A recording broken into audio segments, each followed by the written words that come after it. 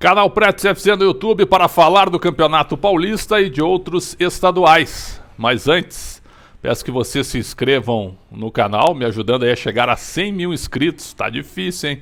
Mas vamos lá, nós vamos chegar contando com a ajuda de quem passa por aqui.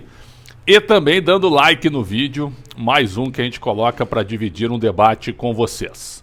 No Campeonato Paulista, definidas as quartas de final, o Palmeiras conseguiu a classificação, fez 3-0 na Ponte Preta e aí foi ajudado pelo Corinthians, que ganhou do Novo Horizontino por 2-1 e eliminou o time do interior.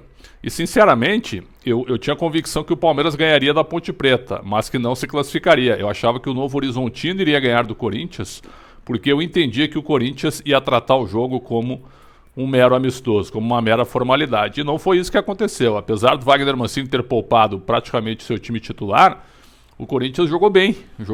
E um empate talvez fosse o resultado mais justo, mas o Corinthians mostrou muito profissionalismo, ganhou o jogo e conseguiu classificar o Palmeiras. O Palmeiras classificou com a ajuda do Corinthians. Vocês lembram na temporada passada? Aí era o inverso, né? O São Paulo enfrentava o Guarani e o Corinthians dependia de uma vitória do São Paulo para se classificar. O Corinthians ganhou do Oeste e o São Paulo ganhou do Guarani e o Corinthians acabou se classificando e depois chegando até a final. Eliminou o Red Bull Bragantino, eliminou o Mirassol e chegou à final contra o Palmeiras. Agora, o Palmeiras está classificado com a ajuda do Corinthians. Parabéns aos profissionais do Corinthians neste momento.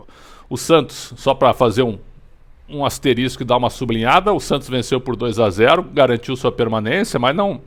Tinha que passar batido isso aí, viu? Ah, nunca cai, é incaível. Vamos parar com esse negócio.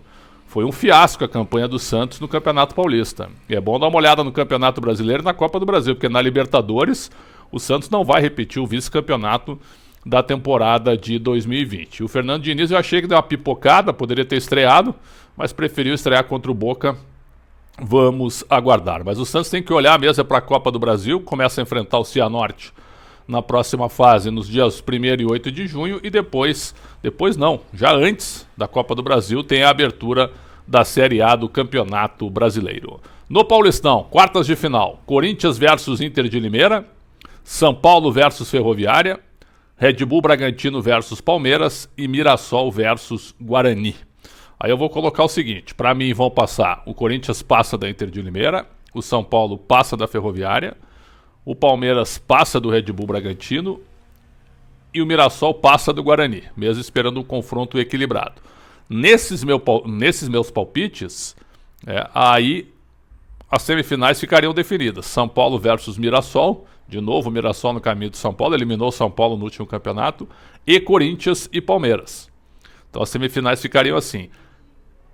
E eu inverto, se o Red Bull Bragantino ganhar do Palmeiras e o Corinthians ganhar da Inter de Limeira, aí e o São Paulo ganhando o seu jogo, o Corinthians pegará o Red Bull Bragantino da mesma maneira. Então, praticamente é o seguinte, o São Paulo ganhando o seu confronto, o São Paulo é primeiro. E até empatando, passando nos pênaltis, mesmo que o Corinthians vença, o saldo do São Paulo é muito maior do que o Corinthians, mesmo que o número de vitórias fique igual. Então, assim, ó, São Paulo versus vencedor de Mirassol e Guarani, passando São Paulo, e Corinthians passando, pega Palmeiras ou Red Bull Bragantino. Estão espelhadas as semifinais pelas pontuações das equipes na classificação geral. Deixaram o Palmeiras chegar. E eu acho que o Palmeiras, mesmo com seu time reserva, esse time que enfrentou o Santos, ganhou por 3-2, e que enfrentou a Ponte Preta e venceu por 3-0, esse time tem condição de ser campeão paulista.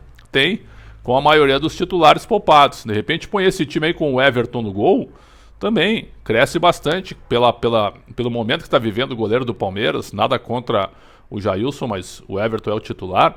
Então o Palmeiras, se entrar e vai entrar com esse time reserva, chamado reserva, com alguns meninos, com jogadores mais experientes, esse time tem condição sim de ganhar o Campeonato Paulista. Deixaram o Palmeiras chegar.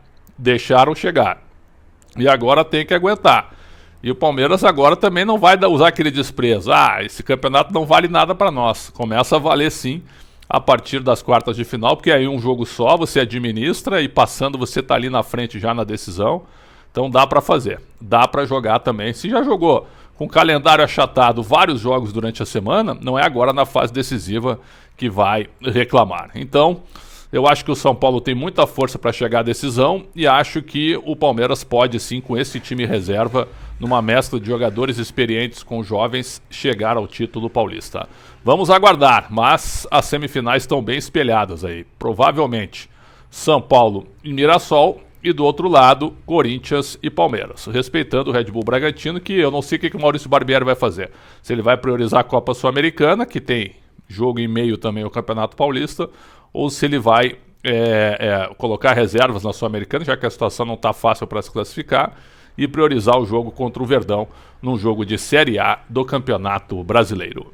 No Campeonato Mineiro, América e Atlético na decisão. O Atlético é muito favorito, apesar de ser um jogo de Série A, e o fato do América ter passado com autoridade pelo Cruzeiro, 5-2 no agregado. Espetacular, né? O Atlético acabou vencendo o Tombense no primeiro jogo e empatou no segundo, mas também estava com uma vantagem gigantesca e o Cuca até testou alguns jogadores. Então, o Atlético é favorito. Em 2 confrontos, o Atlético é favorito para ser campeão mineiro mais uma vez. No Campeonato Gaúcho, 2 grenais. Thiago Nunes versus Miguel Ángel Ramírez. O Inter vem goleando aí todo mundo nos últimos jogos. Conseguiu fazer aí goleadas 5-0 no Esportivo, 4-0 no Tátira, 6-1 no Olímpia e 4-1 no Juventude. Aí são 5 e 4, 9, 15, são 19 gols marcados e 2 sofridos. Contra o Juventude foi uma vitória com mais autoridade, mas uma vitória que foi conquistada a partir do seu início no erro do Juventude. E não assim num mérito total do Inter, mas ganhou e goleou e pôde aproveitar e passou com autoridade. E o Grêmio, sem muito esforço, é claro, com 2 jogos duros, jogos físicos, passou pelo Caxias por 4-1 no agregado. Então, final em 2 grenais, o Grêmio tem a vantagem de fazer o segundo jogo na Arena, onde o Internacional só venceu uma vez em 2014, desde a inauguração do estádio do Grêmio. Então, é equilibrado? Mas eu acho que o Grêmio tem um trabalho mais consolidado, com o Thiago Nunes chegou e ajustou coisas que o Renato não conseguia fazer, ou que o Renato não treinava. Então o Thiago Nunes deu uma ajustada no time, eu acho que o Grêmio é favorito para conquistar o tetracampeonato gaúcho. E no Carioca, Fla-Flu, para dar um pouco de emoção ao Campeonato Carioca, Flamengo é o virtual campeão, é grande favorito para ganhar o título, mas muito favorito. Só que tem que respeitar um pouquinho a história do Fluminense e o Roger Machado chegando agora com um elenco mais experiente, com os reforços que chegaram. Acho que pode haver equilíbrio sim, mas o Flamengo é favorito para ganhar o título mais uma vez. Canal Pretes FC no YouTube, um grande abraço, obrigado pelo carinho e pela audiência, espero que todo mundo esteja sempre por aqui. Saúde sempre e até a próxima.